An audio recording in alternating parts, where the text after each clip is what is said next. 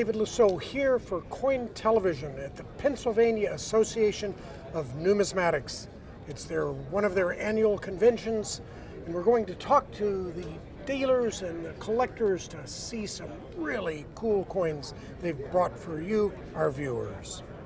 We have a handful of actual silver pieces of 8. People hear about pieces of 8, but they've never really seen them. So we have a display that includes about 40 pieces of 8 here in this case. Why are they called pieces of 8?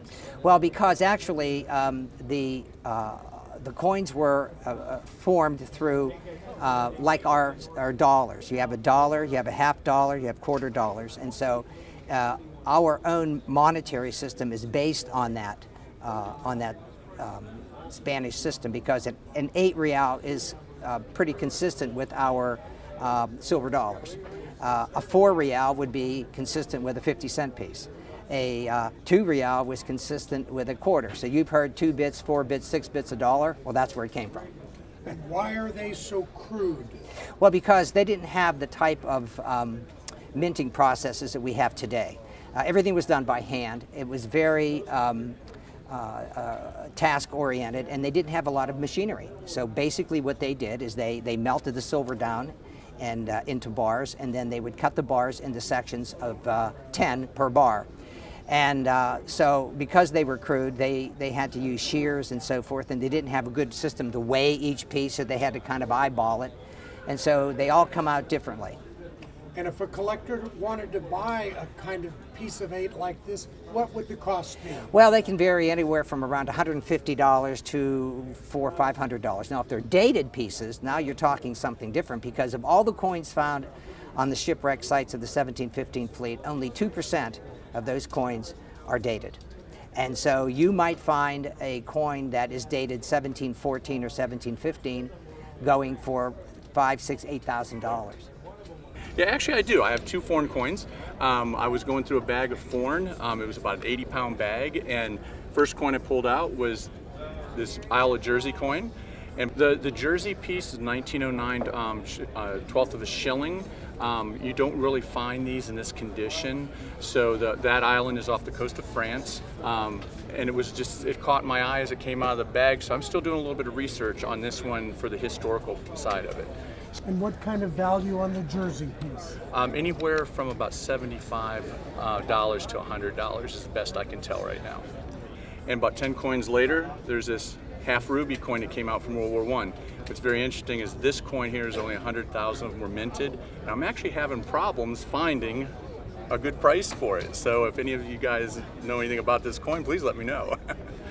And do you know about the German East Africa and how it came about? Well, it's part of the mintage from the Wehrmacht from that time period. So just like any other country that had empires at the time, what the countries they occupied, they made coins for those countries. So Germany happened to be an empire at that time, and that was what they put in East Africa. So that's what this coin was about. An approximate value on that one? Approximate value that we're thinking is right around $400 to $500 as best we can tell. And that came out of a bag of foreign coins that I just picked up. So both of these came out raw, and I sent both of them into PCGS to find out exactly where they were. And why would you send a piece in for third-party grading? The biggest reason is to certify that, one, it's real. So if you use any of the third-party graders, PCGS, NGC, or ANX are the 3 I use, you get the confidence that, hey, the coin is real. And the second part is they actually grade it, so then you get an area of pricing based on that. So if it comes back as a fine coin, you know to go into your sales sheets for fine. And whatever that price is where you start negotiations. I have an item here, a special item. It's from the 1933 World's Fair in Chicago. It's a medal called the General Motors medal, and the General Motors had an exhibit at that World's Fair. And I have here a large medal which commemorates that. Now the curious thing about this thing is it's an Art Deco medal. Now Art Deco was very popular some years ago, and the medal has been designed by a person whose name that you'd be familiar with, Bell Geddes. He had a daughter named Barbara who was made a name for herself in film and also on the stage. Barbara Bel Geddes was especially well known and appreciated on the Dallas TV program.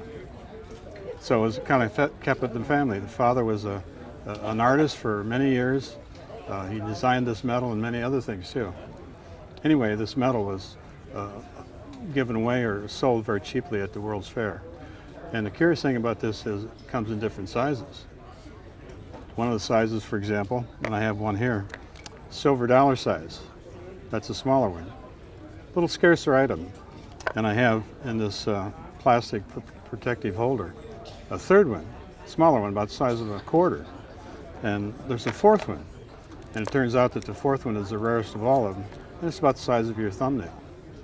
It's made in both silver and gold. Scarce items. And what is the significance of why they were made and how expensive are they? Well, they're kind of pricey. Any one of the four in top condition would be worth more than $1,000. The golden is out of sight. I've never owned one. I've seen one before, but never had a chance to own one.